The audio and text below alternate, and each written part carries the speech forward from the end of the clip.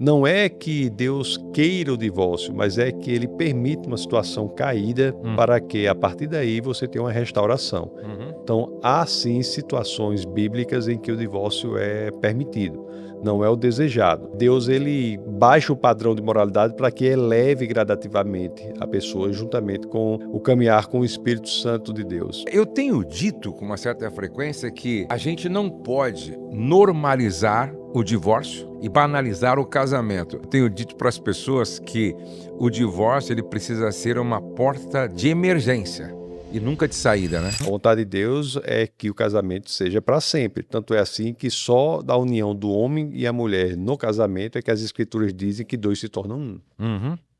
Mas é muito importante enfatizar também, a meu sentir, que há situações em que o divórcio é algo que tem que ser feito. Uhum. Uhum. Né? A violência física, abandono do lar, traição, não quer dizer que é obrigado a fazer o divórcio, mas existe a possibilidade bíblica e a libertação para que isso seja feito. Porque muitas pessoas, às vezes, se divorciam em situações bíblicas e também ficam com o sentimento de culpa durante toda a vida e não reconstroem a vida. Então é Uhum. importante que nós deixemos claro que há situações sim que biblicamente é possível fazer isso. Até porque em Malaquias capítulo 2 ou 3, verso 16, diz que Deus odeia o divórcio e aquele que cobre de violência as suas vestes.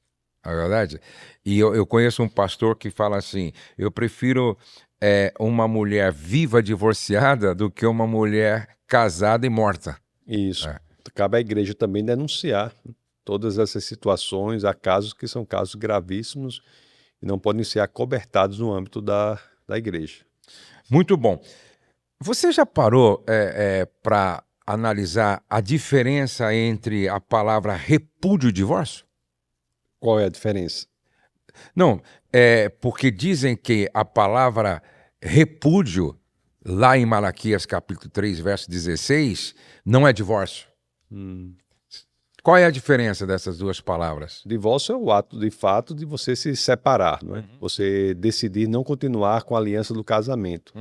O repúdio é um sentimento que aparece, né, que pode ser desenvolvido até chegar a esse ponto. Então, há de se trabalhar em qualquer sentimento inicial de repúdio para que o casal continue unido, continue junto. Há regras para isso. Acho que até faz uns 2 dias foi... Ah, não, foi aqui em Guarulhos, acho que foi nesse domingo agora, preguei sobre a primeira de Pedro 3, no capítulo 1, capítulo 3, nos versos 1 a 7, que fala sobre o casamento e é alguns dos versos mais atacados pela cultura. E ali nós vimos que há um manual para o casamento, há um manual. Então tudo pode ser transformado, tudo pode ser mudado quando nós nos submetemos à palavra de Deus e seguimos um caminho que é o caminho das Escrituras. Então o casamento é algo que se pode aprender, a como ter um casamento bíblico, a como ter um casamento em que haja uma paz no lar, um casamento em que Jesus é o Senhor. Então, todos esses sentimentos que aparecem, que são destrutivos da união familiar, são sentimentos que devem ser tratados. Há maneiras de lidar com isso do ponto de vista bíblico. Inclusive, eu digo o seguinte: qualquer casamento pode dar certo quando os dois estão dispostos a mudar segundo a Bíblia. Qualquer casamento pode dar certo quando há essa predisposição de mudar segundo a palavra de Deus, né? Sem a palavra de Deus é muito difícil. Uhum. Não é? São duas escolas ali que se unem no Aham. casamento. Não é? É a palavra de Deus, é Jesus no casamento que faz com que aquilo seja um caminho de paz, de tranquilidade, um lugar para onde a pessoa possa ir depois de enfrentar as dificuldades da vida, possa voltar para o porto seguro, para o lar ser um ambiente de acolhimento verdadeiro e de segurança para o casal e para a família. Muito bom. Vamos falar um pouquinho de uma demanda cada vez mais presente, inclusive dentro da própria igreja, que é a homossexualidade, né? E eu tenho visto a sua fala em vários podcasts e debates, e eu tenho achado assim muito pertinente, muito coerente, né? Há quem defenda que a orientação sexual é determinada desde o nascimento. Como você compreende essa afirmação à luz da Bíblia, da biologia e das ciências humanas? Se houvesse um gene da homossexualidade ou do homossexualismo, esse gene seria o gene mais propício à extinção e, portanto, o comportamento não mais existiria. Porque se houvesse uma base genética do homossexualismo, essa base genética influenciaria a pessoa a ter um comportamento que não reproduziria e, portanto, o gene não seria passado para a geração do futuro. Então, seria um gene altamente propício à extinção. Então, é claro que não há base genética alguma para o comportamento homossexual. É simplesmente um comportamento que pode ser, portanto, mudado, alterado, a depender do que a pessoa queira fazer com sua própria vida. Então, esse é um argumento intelectual para mostrar que o gene do homossexualismo seria um gene propício à própria extinção, e também devemos registrar que nunca houve, no mapeamento do genoma, nenhuma identificação de um gene do homossexualismo. E eu falo assim, homossexualismo ou homossexualidade é outra questão também, porque alguns querem, inclusive, mandar na nossa linguagem, né, dizendo que nós não podemos falar palavras tais e tais. Então, inclusive, acho que eles não usam homossexualismo, né? Sim, não usa homossexualismo, alegando que seria uma doença. Mas não é preciso muita elaboração para nós vermos que o sufixo ismo não quer dizer doença. Né? Embora haja umas poucas doenças com o sufixo ismo, astigmatismo, reumatismo, não é? Mas as mais brabas mesmo tem isso não, né? AIDS, câncer, AVC, né? Essas coisas assim, né? Então, o ismo não quer dizer doença. Tem capitalismo, comunismo, cristianismo, que quer dizer um movimento. É um movimento. Então, é muito importante também que nós não sejamos manipulados e abramos mão da nossa autonomia linguística, deixando que os outros mandem na forma como nós falamos. E esse é um assunto que você trabalha muito nesse livro que você falou sobre a verdade, lançado pela Vida, né? Isso, A Batalha pela Verdade, lançado no começo desse ano, é um livro que eu trato desse assunto. Diante da perspectiva de que a forma como você fala, você pensa, e a forma que você pensa, você age. Portanto, se você abrir mão da autonomia que você tem sobre a escolha das suas palavras, você está abrindo mão da autonomia que você tem sobre o seu próprio pensamento. É por isso, pastor, que tem muita gente que não sabe mais como dizer certas coisas. As palavras não querem dizer muito mais, entendeu? Se o comunismo, os partidos majoritariamente de esquerda dizem que você não pode definir nem o que é uma mulher, quanto mais definir conceitos como democracia, amor, tolerância. Tá entendendo? Então, a fragilidade da linguagem, ela leva à fragilidade do pensamento. Nós temos que ter muito cuidado com isso. Inclusive, eu vi você falando em um podcast, seria muito importante você abordar isso, que em alguns lugares, pedofilia já não estão falando mais que é pedofilia, né? Isso. Ou aborto, né? Em todas as áreas. Eu vou falar sobre pedofilia e aborto, mas veja bem, o próprio casamento, a união de duas pessoas do mesmo sexo, não é casamento. Mas não é casamento porque é uma organização diferente da união do homem com a mulher.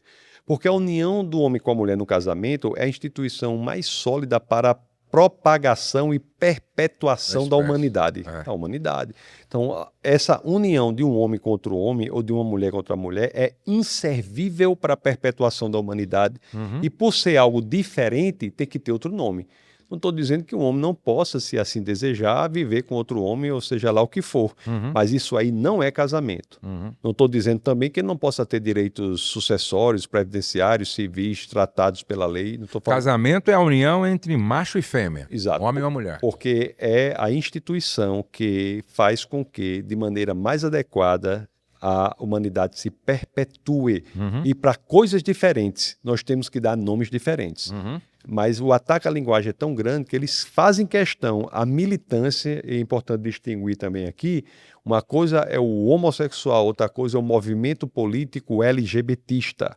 Então o LGBTismo é um movimento político patrocinado por heterossexuais, inclusive. Interessante.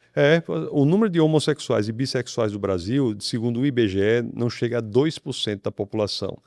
Eu tenho até dito frequentemente que eu desconheço qualquer movimento político que representaria menos de 2% da população de um país que consiga projetar a sua bandeira no Supremo Tribunal Federal, no Palácio do Planalto e no Congresso Nacional. Então, é um movimento político que pouco tem a ver com homossexuais. Tanto é assim que, se tiver um homossexual que não defenda a pauta política deles, esse homossexual é fortemente atacado por esse movimento. O exemplo claro disso é hoje já falecido, o então deputado federal, o senhor Clodovil Hernandes. Exatamente. Ele não era um ativista Não eram LGBTista, mas era notadamente homossexual. Então, são coisas distintas. Então, veja o problema da linguagem, né? A questão do pedófilo também estão mudando, né? Nos Estados Unidos, querem chamar, em alguns lugares, de MAP, M-A-P, que é Minor Attracted Person, que é pessoa atraída por menores. Então, no Brasil, será chamado de PAN, pessoa atraída por menores. É claro que você, quando diz que um pedófilo é pessoa atraída por menores, você está tratando uma das coisas de maior absurdidade do comportamento humano, da agressividade que há no exercício da pedofilia de maneira bem superficial, mudando o nome. Isso acontece em várias áreas, o aborto é uma delas, o aborto que na realidade deveria se chamar assassinato intrauterino, né? Se chama hoje de aborto e já está mudando, viu, pastor? Hoje dizem que é direito reprodutivo. Que isso? Quando o direito não é, e claramente muito menos reprodutivo. Muito menos reprodutivo. Então, assim, o controle sobre a linguagem, ela é determinante. E a igreja tem de ter cuidado nisso. Inclusive, até querem mudar pai e mãe hoje, né? Perfeito. Querem mudar pai e mãe. Né? Todos têm um pai, todos têm uma mãe, independentemente de suas concepções ideológicas. Exatamente. Né? Vamos falar sobre um assunto aqui que eu considero tão importante quanto. Hoje há assim, infelizmente, o problema do divórcio não é só lá fora da igreja, nem apenas dentro da igreja, mas principalmente no púlpito, no altar da igreja, né? À luz das Escrituras, um pastor que cometeu adultério, rompeu o casamento, casou-se com a pessoa com quem adulterou, mas posteriormente se arrependeu e foi perdoado, pode voltar a exercer uma posição de governo e liderança pastoral na igreja? O que há no cristianismo, veja bem o que eu vou dizer, é muito delicado, mas temos de deixar claro que no cristianismo, diferentemente de outras visões de mundo, o arrependimento genuíno, quando você de fato move-se perante o Senhor, entrega sua vida a Ele e é restaurado totalmente, no cristianismo é sempre possível começar de novo. Agora, se essa pessoa vai exercer ou não um caso,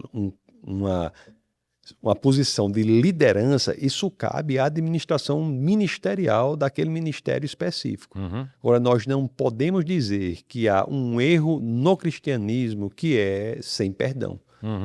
Deus é grande o suficiente para perdoar quaisquer que sejam os problemas e as situações por quais nós tenhamos passado. É interessante, pastor, que na minha experiência pastoral, eu vejo muita gente que chega, e o senhor também com certeza deve ter visto a mesma coisa, pessoas que chegam com a concepção de que Deus as perdoou. As pessoas sabem que Deus perdoou essas pessoas, mas elas que não se perdoam, não é? Então, é muito relevante e essencial que digamos que, se você tem a convicção de que Deus de fato perdoou você e você genuinamente se arrependeu, então perdoe-se a si próprio também.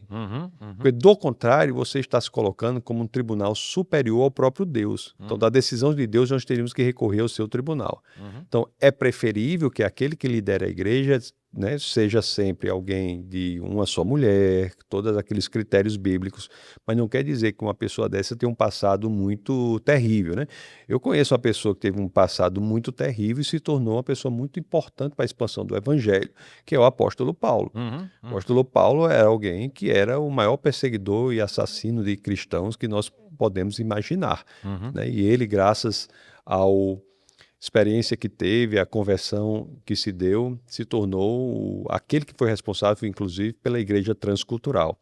Interessante que ele exercia uma função importante em Roma, que era perseguir em Jerusalém, para Roma, que era perseguir os cristãos, e a cidade de Jerusalém ficou pequena, né? Ele tentou expandir, foi para Damasco, até tem uma posição um pouco minoritária, acho que Damasco não era ali onde dizem, mas em Qumran.